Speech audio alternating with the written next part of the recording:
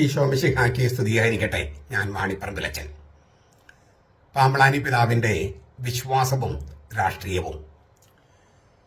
വിശ്വാസത്തെ രാഷ്ട്രീയമായി കൂട്ടിക്കെട്ടാമോ എന്ന് ബെനഡിക്ട് മാർപ്പാപ്പയോട് ഒരിക്കൽ ചോദിക്കുകയുണ്ടായി. അദ്ദേഹം പറഞ്ഞു, ആദ്യം നമുക്ക് രാഷ്ട്രീയം എന്താണെന്ന് നിർവചിക്കാം. അദ്ദേഹം ചോദിച്ചു, വാട്ട് ഈസ് പൊളിറ്റിക്സ്, എന്താണ് രാഷ്ട്രീയം? എന്നിട്ടത് അദ്ദേഹം തന്നെ നിർവചിച്ചു. അത് അവസരവാദത്തിൻ്റെ ഒരു കളിയാണ്. അവസരവാദത്തിന്റെ കളി. അത് ഉപയോഗിച്ച വാക്ക് എ ഗെയിം ഓഫ് ഓപ്പർച്യൂണിറ്റി എന്നാണ്. എവിടേക്കാണ് കൂടുതൽ ചായ്വ്, ഏത് പക്ഷത്തേക്കാണ് കൂടുതൽ ചായ്വ് എന്ന് തിരിച്ചറിഞ്ഞ് കളം മാറി ചവിട്ടുക, അതാണ് രാഷ്ട്രീയത്തിന്റെ പൊതു രീതി. കളം അറിഞ്ഞ് കളിക്കുക, ആളറിഞ്ഞ് കളിക്കുക എന്നീ രണ്ട് വാക്കുകളാണ് രാഷ്ട്രീയത്തിൽ ഉപയോഗിക്കുക. ആളറിഞ്ഞ് കളിക്കണം, കളമറിഞ്ഞ് കളിക്കണം. അതായത് എവിടേക്കാണ് ആർക്കാണ് ഭൂരിപക്ഷം കിട്ടാൻ സാധ്യത ഭരണത്തില്, അവിടേക്കങ്ങ് മാറുക. അപ്പോൾ അവിടെ തത്വങ്ങളും ആശയങ്ങളും ആദർശങ്ങളും ഒക്കെ ബലികഴിക്കേണ്ടി വരും. അങ്ങനെയുള്ള ഒരു അവസരവാദത്തിന്റെ ഗെയിമാണ്, കളിയാണ് രാഷ്ട്രീയം. വിശ്വാസത്തെ ഈ രാഷ്ട്രീയത്തോട് കൂട്ടിക്കെട്ടിയാൽ എന്താണ് സംഭവിക്കുക? സംഭവിക്കുന്നത് ഈ രാഷ്ട്രീയങ്ങൾ അവസരത്തിനനുസരിച്ച് മാറുന്നതാണല്ലോ. അവിടെ തത്വമില്ല, ആദർശമില്ല, ആശയങ്ങളില്ല. വിശ്വാസവും അങ്ങനെയാണെന്ന് വിചാരിക്കും. ഒരു ദുർബലമായ പ്രത്യയശാസ്ത്രമായിട്ട് മാറും. എന്താണ് വിശ്വാസവും പ്രത്യയശാസ്ത്രം തമ്മിലുള്ള വ്യത്യാസം? പ്രത്യയശാസ്ത്രം മനുഷ്യരെ കണ്ടെത്തുന്നതാണ്, മനുഷ്യരെ അന്വേഷിച്ച് കണ്ടെത്തുന്നതാണ്. വിശ്വാസം ദൈവം നൽകുന്ന ദാന.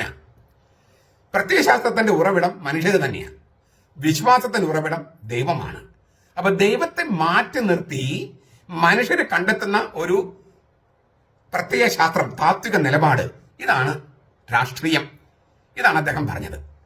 അപ്പോൾ ഈ ആദർശങ്ങൾ, ആശയം എന്ന് വെച്ചാൽ ദൈവികമായ ആശയങ്ങൾ, തിരുവചനം, അങ്ങനെയുള്ള വെളിപ്പെടുത്തൽ, ദൈവത്തിന്റെ വെളിപ്പെടുത്തലുകൾ, ഇതൊക്കെ മാറ്റിവെച്ചിട്ട് നമ്മൾ കണ്ടെത്തുന്ന ഒരു പ്രായോഗിക അടവ് നയം, അതാണ് ഈ രാഷ്ട്രീയം എന്ന് പറയുന്നത്, അല്ലെങ്കിൽ പ്രത്യയശാസ്ത്രം എന്ന് പറയുന്നത്. അങ്ങനെ കൂട്ടിക്കെട്ടിയാൽ ദൈവം, ഈ വിശ്വാസത്തിൽ ഉറവിടം ദൈവമാണല്ലോ, ദൈവത്തെ തന്നെ മാറ്റി നിർത്തുകയാണ്. മനുഷ്യരുണ്ടാക്കുന്ന ഒരു അടവ് നയമാണ്. അങ്ങനെ വരുമ്പോൾ ദൈവത്തിലുള്ള വിശ്വാസവും സഭയിലുള്ള വിശ്വാസവും, വിശ്വാസം എന്ന ആ യാഥാർത്ഥ്യത്തിന് പോലും മങ്ങലേൽക്കുമെന്നാണ് ബെനഡിക്ട് മാർപ്പാപ്പ പറഞ്ഞത്. എന്തിനാണ് ഞാൻ ഇതിവിടെ സൂചിപ്പിക്കുന്നത്? ഇപ്പൊ പാമ്പളാനി പിതാവിന്റെ നേതൃത്വത്തില് എറണാകുളം അങ്കമാലി അതിരൂപതയില് ഒരു സമവായ മാർഗരേഖ അങ്ങനെയാണ് അതിന് പറഞ്ഞിരിക്കുന്നത്. ആ മാർഗരേഖയിലും മുഴുവൻ വൈരുദ്ധ്യാത്മക ഭൗതികവാദമാണ് നിറഞ്ഞു നിൽക്കുന്നത്. വൈരുദ്ധ്യാത്മക ഭൗതികവാദം. ഇതൊരു കമ്മ്യൂണിസ്റ്റ് പ്രത്യയശാസ്ത്രമാണ്. അതിന് വിശദാംശങ്ങൾക്ക് നമ്മൾ കടക്കേണ്ട കാര്യമില്ല. നമ്മുടെ കമ്മ്യൂണിസ്റ്റുകാർ കുറെ പേരുണ്ടല്ലോ, അവർക്കൊക്കെ അറിയായിരിക്കാം. ഈ വൈരുദ്ധ്യങ്ങളാണ് ഈ സമവായ സർക്കുലർ മുഴുവൻ. പിന്നെ അവിടെ ദൈവത്തിനോ കർത്താവിനോ വിശ്വാസത്തിനോ സഭയ്ക്കോ റോളില്ല. ഈ മാർഗരേഖയില് അവിടെ ഭൗതികവാദത്തിനാണ്, എല്ലാം ഭൗതികമായിട്ട് ചിന്തിച്ചിട്ടാണ് ചെയ്തിരിക്കുന്നത്. എറണാകുളം അങ്കമാലി അതിരൂപതയില് എങ്ങനെയാണ് ഇതിലേക്ക് എത്തിയത്? അതാണ് നമ്മുടെ പ്രധാനപ്പെട്ട ഒരു വിഷയം. എങ്ങനെയാണ് ഈ വൈരുദ്ധ്യാത്മക ഭൗതികവാദം എന്ന ഈ മാർഗരേഖ സൃഷ്ടിക്കാൻ പാമ്പളാനി പിതാവിന് എങ്ങനെയാണ് ഈ അവസരം വന്നത്? കഴിഞ്ഞ കുറെ നാളുകളായി സഭാസ്നേഹികൾ എന്ന് പറയുന്ന ഒരു കൂട്ടര്, സിനഡാനുകൂലികൾ എന്നൊക്കെ പറഞ്ഞിരുന്നു. എറണാകുളംകാർ അവർ വിളിക്കുന്നത് കൽതായവാദികളാണ്. അവര് തലയും അരയും മുറുക്കി സമരരംഗത്തുണ്ടായിരുന്നു. അതായത് ഒരു നിലയ്ക്കും വിമത വൈദികർക്കോ അൽമായ മുന്നേറ്റ ഗുണ്ടകൾക്കോ മുന്നോട്ട് പോകാൻ പറ്റാത്ത വിധം സഭാനുകൂലികള്, സിനഡാനുകൂലികള്, കൽതായ കൂറണ്ടായികള് സമരരംഗത്ത് വന്നു. ഇങ്ങനെയൊന്നും വരുമെന്ന് മുണ്ടാടനച്ചനോ ഷൈജുവോ കണക്കാക്കിയിരുന്നില്ല. അവരുടെ അംഗസംഖ്യ കുറയുകയും ബലം കുറയുകയും ഒക്കെ ചെയ്തപ്പോൾ ഈ രണ്ടുപേരും, മുണ്ടാടനും ഷൈജുവും, വല്ലാതെ ഖേദിച്ചു. തങ്ങളുടെ കാൽ കീഴിലെ മണ്ണ് ഒലിച്ചു പോകുന്നത് അവര് തിരിച്ചറിഞ്ഞു.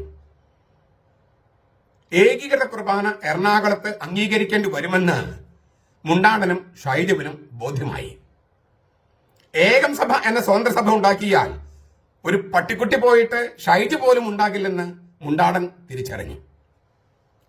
ഇവരുടെ തിരിച്ചറിവ്, അതായത് നിങ്ങൾക്ക് കാര്യം മനസ്സിലായ, രാഷ്ട്രീയത്തിന്റെ അടവനയം, എവിടേക്കാണ് ചായ്വ്, ആരാണ്, അത് തിരിച്ചറിയാൻ പാമ്പളാനി പിതാവിന് കഴിഞ്ഞു. വിമതര് ദുർബലരായിരിക്കുന്നു. ഷൈജു വലിയ വീരവാദം കടിക്കുന്നുണ്ടെങ്കിലും അവരുടെ ശക്തിയും ക്ഷയിച്ചു കഴിഞ്ഞിരിക്കുന്നു. അതിന് കാരണം സിനഡാനുകൂലികളുടെ സഭാനുകൂലികളുടെ സമരങ്ങള്, പദയാത്രകള്, ആത്മീയ സമരങ്ങള്, അങ്ങനെ ഒരുപാട് കാര്യങ്ങൾ അവർ ചെയ്തിട്ടുണ്ട്. അതിന്റെ ഫലമാണ് ഈ വിമതര് നിരാശയിലേക്ക് കൂപ്പുകുത്താനും സഭാനുകൂലികള് സെനഡാനുകൂലികള് വളരെ ശക്തമായി മുന്നിട്ട് നിൽക്കാനും ഇങ്ങനെ നിൽക്കുകയും ചെയ്യുന്നു. സഭാനുകൂലികളുടെ വിയർപ്പിന്റെയും അധ്വാനത്തിന്റെയും ഫലം തട്ടിയെടുക്കാമെന്നും വിമതരുടെ നിരാശത അത് മുതലെടുക്കാമെന്നും പാമ്പളാനി പിതാവ് കണക്ക് കൂട്ടുകയാണ്. അദ്ദേഹം വിമതരുടെ മുമ്പിൽ ഒരു ആശയം വെച്ചു. ഒരു കുർബാന അത് നിങ്ങൾ നിശ്ചയിക്കുന്ന സമയത്ത്, രാത്രി 12 മണിക്കോ ഉച്ചയ്ക്കോ 2 മണിക്കോ 1 മണിക്കോ, അതൊക്കെ നിങ്ങൾക്ക് നിശ്ചയിക്കുന്ന സമയത്ത് ഒരു കുർബാന ചൊല്ല, ഏകീകൃത കുർബാന ചൊല്ല. അതോടെ സഭാനുകൂലികളുടെ സമരത്തിന്റെ ആവേശം കെട്ടടങ്ങും. അവർ ഈ പിച്ചയും വാങ്ങിച്ച് മടങ്ങിപ്പോകും. അവരുടെ കാറ്റഴിച്ചു വിട്ട ബലൂൺ പോലെയാകും ഈ സിനഡാനുകൂലികളും സഭാനുകൂലികളും. ബാക്കി എല്ലാ കുർബാനയും ഷെഡ്യൂൾഡ് സമയത്ത് നിങ്ങൾക്ക് ഇഷ്ടമുള്ള ജനാഭിമുഖം ചൊല്ല. ഒരു കുർബാന, ഏകീകൃത കുർബാന എപ്പോഴെങ്കിലും നിങ്ങൾ ചൊല്ല. അതോടെ സമരങ്ങളുമായി മുമ്പിൽ നിൽക്കുന്ന സിനഡാനുകൂലികളുടെ സഭാനുകൂലികളുടെ കാറ്റുപോകും. ഇതോടെ ഇതിങ്ങനെ സംഭവിക്കുന്നതോടെ എറണാകുളം അങ്കമാലി അതിരൂപതയിൽ 5-8 വർഷമായി നിന്നിരുന്ന കോലാഹലമെല്ലാം അവസാനിപ്പിച്ച് സമാധാനം കൈവന്നിരിക്കുന്നുവെന്ന് പ്രചരിപ്പിക്കാൻ പറ്റും. അത് ലോകമാകെ പ്രചരിപ്പിക്കാനുള്ള സംവിധാനങ്ങൾ എൻ്റെ കയ്യിലുണ്ട്. അതൊക്കെ നിങ്ങൾ എനിക്ക് വിട്ടേക്കുക. ലോകം മുഴുവൻ, എറണാകുളം അങ്കമാലി അതിരൂപത ലോകം മുഴുവൻ പ്രസിദ്ധമായിരുന്നു കോലാഹലത്തിന്റെ പേരിൽ. അവിടെ സമവായം കൊണ്ടുവരുന്നതിൽ ഞങ്ങൾ വിജയിച്ചിരിക്കുന്നു എന്ന അത് PRO വർക്കിലൂടെ ഞങ്ങൾ ലോകം മുഴുവൻ, മലയാള പത്രത്തിലും യൂട്യൂബ് ചാനലിലും മാത്രമല്ല, ലോകം മുഴുവൻ പ്രചരിപ്പിക്കാൻ, വത്തിക്കാൻ വരെ പ്രചരിപ്പിക്കാനുള്ള സംവിധാനം എൻ്റെ കയ്യിലുണ്ട്. അത് നിങ്ങൾ എനിക്ക് വിട്ടേക്കുക. എന്താണ് ഈ പദ്ധതിയുടെ മെച്ചം? ഇങ്ങനെ, അതായത് ഒരു കുർബാന, ഏകീകൃത കുർബാന നിങ്ങൾ തോന്നിയ സമയത്ത് ചൊല്ല. കുറച്ച് ആളുകൾക്ക് അതിൽ പങ്കെടുക്കും. കുറച്ച് കഴിയുമ്പോൾ അത് നിന്ന് പൊക്കോളും. ഷെഡ്യൂൾഡ് സമയത്തുള്ള കുർബാന നിങ്ങളുടെ ജനാഭിമുഖമാണ്. നിങ്ങൾ 1962 മുതൽ 2025 വരെ ഈ വത്തിക്കാന്റെ അനുവാദമില്ലാത്ത ജനാഭിമുഖ കുർബാന ചൊല്ലിക്കൊണ്ടിരുന്നില്ലേ? ഇനി ഒരു 50 കൊല്ലം കൂടി ഇങ്ങനെ പോകാൻ പറ്റില്ലേ? നിങ്ങൾ ഒരു കുർബാന എപ്പോഴെങ്കിലും ചൊല്ലിക്കൊടുത്താൽ പിന്നെ നിങ്ങൾക്ക് ഷെഡ്യൂൾഡ് സമയത്ത് നിങ്ങൾക്ക് ഇഷ്ടമുള്ള കുർബാനയല്ലേ ചൊല്ലുന്നത്. അപ്പൊ പള്ളിയിൽ ജനാഭിമുഖ കുർബാന മാത്രമല്ലേ ഉണ്ടാകൂ? ഈ തെണ്ടികളായ സമരവുമായിട്ട് നടക്കുന്ന തെണ്ടികളായ സഭാനുകൂലികളില്ലേ, സിനഡാനുകൂലികള്, അവർക്ക് വേണ്ടി ഒരു മണിക്കൂറങ്ങ് മാറ്റി വെച്ചാൽ, അതും ഉച്ച കഴിഞ്ഞ് 3 മണിക്ക് 3:30 വെച്ചാൽ, നിങ്ങൾ ഉച്ചയ്ക്ക് കിടന്നുറങ്ങി എഴുന്നേറ്റ് വരുമ്പോൾ നിങ്ങൾ ചൊല്ലിക്കൊടുത്താൽ പോരെ? അതോടെ അവരുടെ കൂത്ത് കഴിയും. നിങ്ങൾക്ക് ഷെഡ്യൂൾഡ് സമയത്ത് നിങ്ങൾക്ക് അപ്പോഴും ജനാഭിമുഖ കുർബാന. ഇനി ഒരു 50 കൊല്ലം ഇങ്ങനെ പോകാം. അപ്പോ ഷൈജുവും മുണ്ടാടനും ഒരു സംശയം ചോദിച്ചു. ഞങ്ങളുടെ ഇടയിൽ കുറച്ചു പേര് ഞങ്ങളെക്കാൾ തീവ്രവാദികളായിട്ടുള്ള ആളുകളുണ്ട്, അവര് എതിർപ്പുമായിട്ട് വരില്ലേ? അതിന് ഷൈജു മുന്നോട്ട് വെച്ച് പോംവഴി, അത് ഞാൻ മറികടക്കാം. ആ തീവ്രവാദത്തെ മറികടക്കാൻ എൻ്റെ കയ്യിൽ ഒരു മാർഗമുണ്ട്. തുടക്കത്തിൽ ഒരു അല്പം പ്രശ്നമൊക്കെ ഉണ്ടാകും. അവിടെ ആ പ്രശ്നത്തെ മറികടക്കാൻ ഈ 5-8 പള്ളികളിൽ ഏകീകൃത കുർബാന മാത്രം നടക്കുന്ന പള്ളികളുണ്ട്. അവിടെ പോയിട്ട് ഞങ്ങൾ പ്രശ്നമുണ്ടാക്കും. കാരണം അവിടെ ഏകീകൃത കുർബാനയാണ്, അതൊരു പ്രശ്നമാണ്, ഒരു കരടായിട്ട് നിൽക്കും. അത് മാറാൻ ഞങ്ങൾ പ്രശ്നമുണ്ടാക്കുമ്പോൾ ചർച്ചയ്ക്കായിട്ട് പാമ്പളാനി പിതാവ് വിളിക്കും, കൂലിയായി വരും. സ്വാഭാവികമായും ആ ചർച്ചയിൽ ഞങ്ങൾ മുന്നോട്ട് വയ്ക്കും. അവിടെയും ഒരു കുർബാന ജനാഭിമുഖം വേണമെന്ന് ഞങ്ങൾ പറയും. അവിടെ ഏകീകൃത കുർബാനയാണ്. ഷെഡ്യൂൾഡ് സമയത്ത് ജനാഭിമുഖം വേണമെന്ന് പറയും. ഏകീകൃത കുർബാന അവർക്ക് വേണമെങ്കിൽ അവര് 3:30 ചൊല്ലിക്കോട്ടെ. ഷെഡ്യൂൾഡ് സമയത്ത് ഒരു ജനാഭിമുഖം വേണമെന്ന് ഞങ്ങൾ വാശി പിടിക്കും. പിന്നെ അത് നടപ്പാക്കാൻ ഒരു പുതിയ കൂരിയുണ്ട്. അവരവിടെ രംഗത്തിറങ്ങും. പണ്ടൊക്കെ കൂരിയെ കാണാൻ അങ്ങോട്ട് പോകണം. ഇപ്പൊ അങ്ങോട്ട് പോകേണ്ട കാര്യമില്ല. വളരെ ഈ ജനാധിപത്യപരമായി വർക്ക് ചെയ്യുന്ന ഒരു കൂരിയാണ് ഇപ്പോൾ ഉള്ളത്. അവര് കാറും വിളിച്ച് ഇങ്ങോട്ട് വരും. എന്നിട്ട് ചർച്ച ചെയ്ത് ഏകീകൃത കുർബാന ചൊല്ലിക്കൊണ്ടിരിക്കുന്ന വൈദികരൊക്കെ സമ്മതിപ്പിച്ച് അവിടെയും ഒരു ജനാഭിമുഖ കുർബാനയാക്കും. തത്വത്തിൽ എറണാകുളം അങ്കമാലി അതിരൂപതയിൽ മുഴുവൻ ഷെഡ്യൂൾഡ് സമയത്തുള്ള കുർബാന ജനാഭിമുഖം മാറും. ഏകീകൃത കുർബാന കുറച്ച് നാളത്തേക്ക് 3:30 3 മണിക്കൊക്കെ ഏകീകൃത കുർബാന ഒരു പിച്ച കൊടുക്കുന്ന പോലെ കുറച്ച് നാളത്തേക്ക് ഉച്ച കഴിഞ്ഞുണ്ടാകും. ഈ ഒരു 50 കൊല്ലത്തേക്ക് ഇങ്ങനെ പോകാം. വേറെ 2 കാര്യം ഗുണം കൂടിയാണ്. വിവരമില്ലാത്ത കുറെ മെത്രാന്മാരുണ്ട് ഈ മെത്രാൻസിനിടയിൽ. എറണാകുളത്ത് സമാധാനം വന്നുവെന്ന് പറഞ്ഞാൽ അവർക്ക് സമാധാനമാകും. അല്ലെങ്കിൽ അവരുടെ പേര് പോകുമെന്ന് പേടിച്ചിരിക്കുകയാണ്. എറണാകുളത്ത് സമാധാനം വന്നെന്ന് പറഞ്ഞു കഴിഞ്ഞാൽ അവർക്ക് സമാധാനവും. അതോടെ നമുക്ക് ഉന്നതങ്ങളിലേക്ക് പറക്കാനുള്ള സാധ്യതകൾ, ജന്നലുകളും വാതിലുകളും തുറന്നു കിട്ടും. അത് ചെറിയ കാര്യമാണോ? തീർന്നില്ല. ഈ സുവർണാവസരം പ്രയോജനപ്പെടുത്തണമെങ്കിൽ നിങ്ങൾ ഒരു കുർബാന, ഏകീകൃത കുർബാന ചൊല്ലണം. അതൊരു ചിലപ്പോൾ നാണക്കേടുണ്ട്. പക്ഷെ ആ നാണക്കേട് മാറ്റിവെച്ചത് സ്വീകരിച്ചാൽ നിങ്ങൾക്ക് നിങ്ങൾ ആഗ്രഹിച്ച വിധത്തിൽ എല്ലാ ഷെഡ്യൂൾഡ് കുർബാനും ജനാഭിമുഖം ചൊല്ലാം. ചത്താലും കുർബാന, ഈ ഏകീകൃത കുർബാന ചൊല്ലില്ലെന്ന് പറഞ്ഞത് ഷെഡ്യൂൾഡ് കുർബാന ചൊല്ലില്ല എന്ന് പറഞ്ഞത് നമുക്ക് പറഞ്ഞാൽ പോരെ?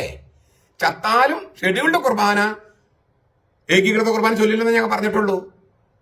ചത്താലും ഈ ഏകീകൃത കുർബാന ചൊല്ലില്ലെന്ന് ഞങ്ങൾ പറഞ്ഞിട്ടുണ്ട്. ഞങ്ങൾ ഇപ്പോഴും ചൊല്ലുന്നില്ല. ഷെഡ്യൂൾഡ് കുർബാന ഞങ്ങൾ ചൊല്ലുന്നില്ല. പിന്നെ നമ്മൾ തെണ്ടികൾക്ക്, ഈ ഭിക്ഷക്കാർക്ക് ഭിക്ഷ ഇട്ട് കൊടുക്കില്ലേ മിച്ചുള്ളത്? അതുപോലെ ഒരു കുർബാന 3 മണിക്കോ 3:30ക്കോ ഇട്ട് കൊടുക്കുക. അതോടെ പ്രശ്നം തീർന്നില്ലേ? കൈയടിച്ച് പാസ്സാക്കി. കളമറിഞ്ഞ് കളിച്ചു.